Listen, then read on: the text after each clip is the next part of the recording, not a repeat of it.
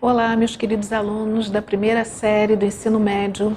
Vamos à nossa aula de literatura, onde nesse momento a gente vai fazer uma abordagem sobre o livro paradidático, que vocês sabem que nesse terceiro bimestre é Dom Casmurro, de Machado de Assis.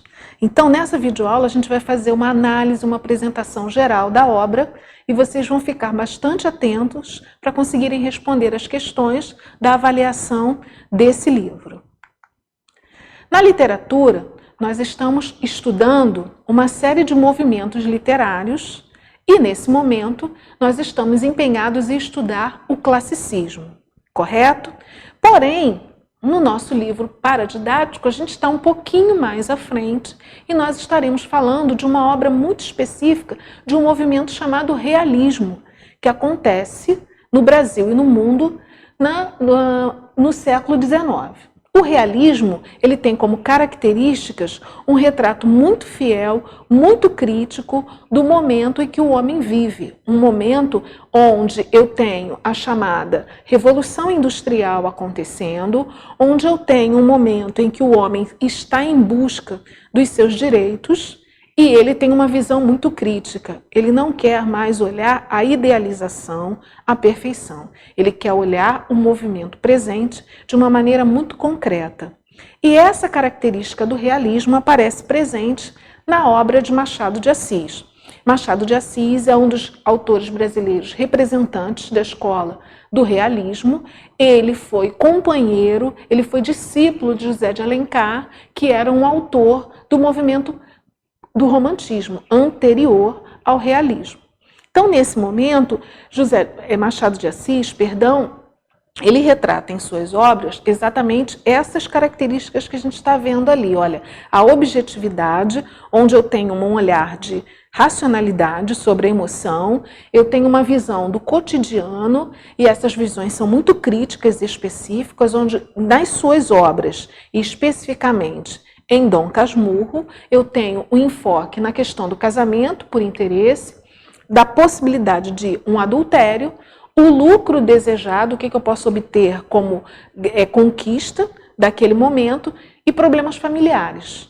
Além disso, a questão da ironia e a paródia como crítica da realidade que ele vivencia. Ele quer protestar. Então, Machado de Assis foi um autor que nasceu e morreu no Rio de Janeiro. Ele teve origem humilde, era mulato, seus pais eram de uma origem da classe trabalhadora, eram pobres, e Machado de Assis lutou contra uma série de adversidades. Ele tinha um problema de epilepsia, que é uma doença que a gente sabe de fundo neurológico, mas naquele momento era uma doença que não tinha todo um tratamento, uma possibilidade de uma vida saudável. E ele estudou apenas o primário, apenas o antigo primeiro grau, né? Mas mesmo assim, com características autodidatas e muito interessado em lutar contra essas dificuldades, ele trabalhou como tipógrafo, revisor e redator e aprendeu várias línguas, justamente pela sua característica autodidata. Teve uma grande produção intelectual, escreveu várias crônicas, peças de teatro e poesia também.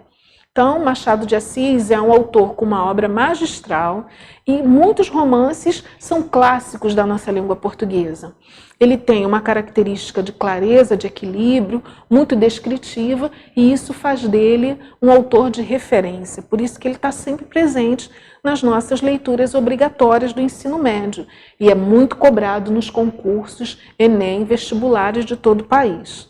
Ele foi, como eu disse, discípulo de José de Alencar e fundou a Academia Brasileira de Letras, que é chamada Casa de Machado de Assis, né? E serve como referência para a gente aí com todas essas questões relacionadas à nossa língua portuguesa, à nossa literatura. Então, Machado de Assis teve uma fase romântica, mas nesse momento a gente quer abordar esse autor com uma característica, com uma formalidade totalmente específica da literatura realista. Então, ele tem uma análise psicológica, ele tem uma técnica de trazer a jogo, a expor características e defeitos dos personagens. Ele tem uma certa visão pessimista do mundo e está sempre procurado em fazer as coisas com uma perfeição muito clara. Por isso que Memórias Póstumas de Brás Cubas, que é uma outra obra de Machado de Assis, é o pontapé inicial da escola realista no Brasil.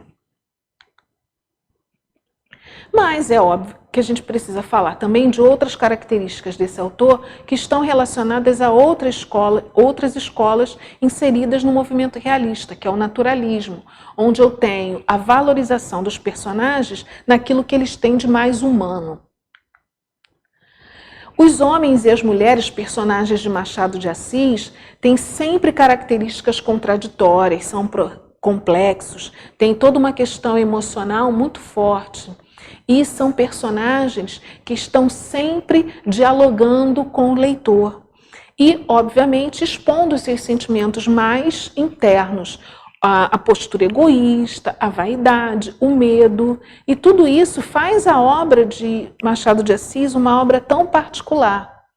E, obviamente, a gente percebe, como acontece em Dom Casmurro, um personagem referência, emblemático, que é a Capitu e os seus olhos de ressaca, que é um exemplo da dissimulação. É uma questão muito comentada hoje na nossa literatura, desde sempre, se Capitu traiu ou não Bentinho.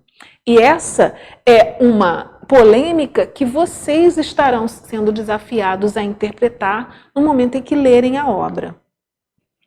Então, o processo narrativo de Dom Casmurro, ele passa por ações e reflexões, ele passa por emoções e atitudes que acontecem em contraponto ao enredo da história e percebe-se uma constante interferência do narrador nessas obras. Machado de Assis conversa muito com o leitor, ele traz o leitor como participante daquele movimento que ele está descrevendo e contando em suas obras. Então ele tem uma temática com a relatividade dos conceitos morais, a aparência e o mundo interior, ele fala do tédio, da vaidade e da loucura, ele fala do adultério, que foi uma questão que a gente falou anteriormente, e a eterna luta do bem contra o mal.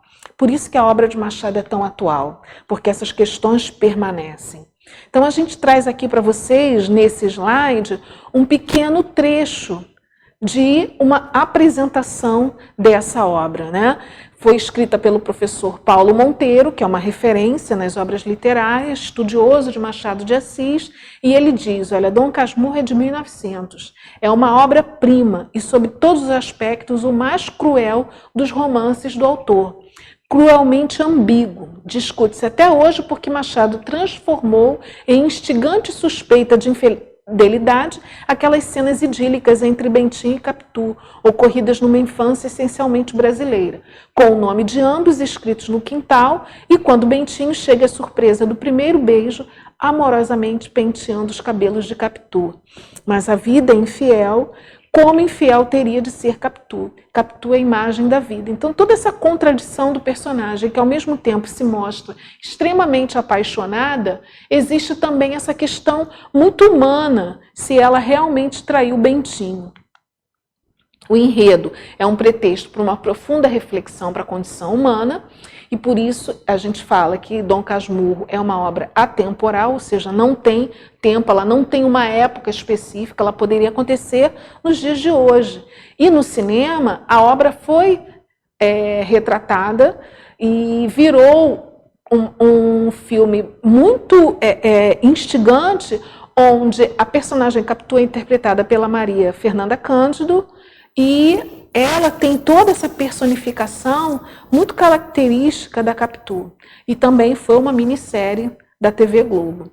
Bentinho, viúvo e solitário, ele narra a história de sua união com Capitu, e ele está sempre sendo instigado, sempre sofre o conflito da dúvida e do ciúme que ele sente da mulher amada.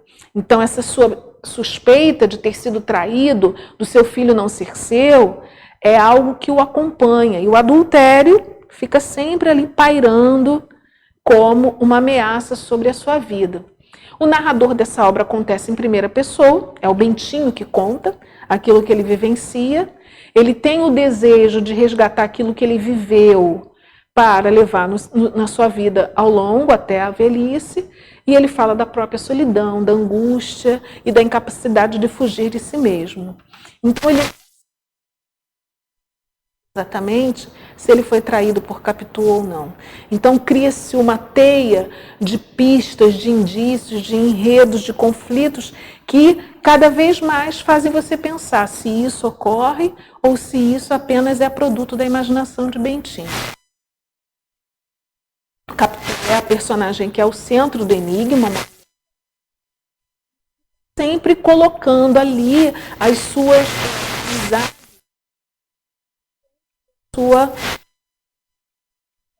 tem o Escobar como o participante o tempo todo, o formador ali do triângulo amoroso com Bentinho, e ela, por ter um relacionamento muito próximo a Escobar, ele está sempre colocando em reflexão essa possibilidade do envolvimento da personagem.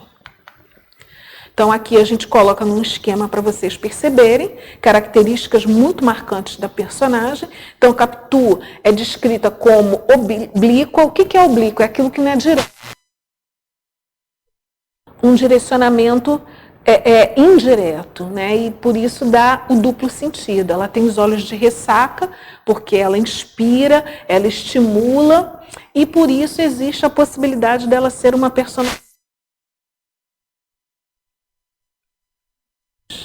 Bentinho, extremamente inseguro, indeciso, ele é chamado como Carola, porque ele é muito metódico naquilo que ele faz, né, e dedicado ao extremo, e por isso ele tem essa marca aí extremamente forte, de querer saber tudo explicadinho nos mínimos detalhes.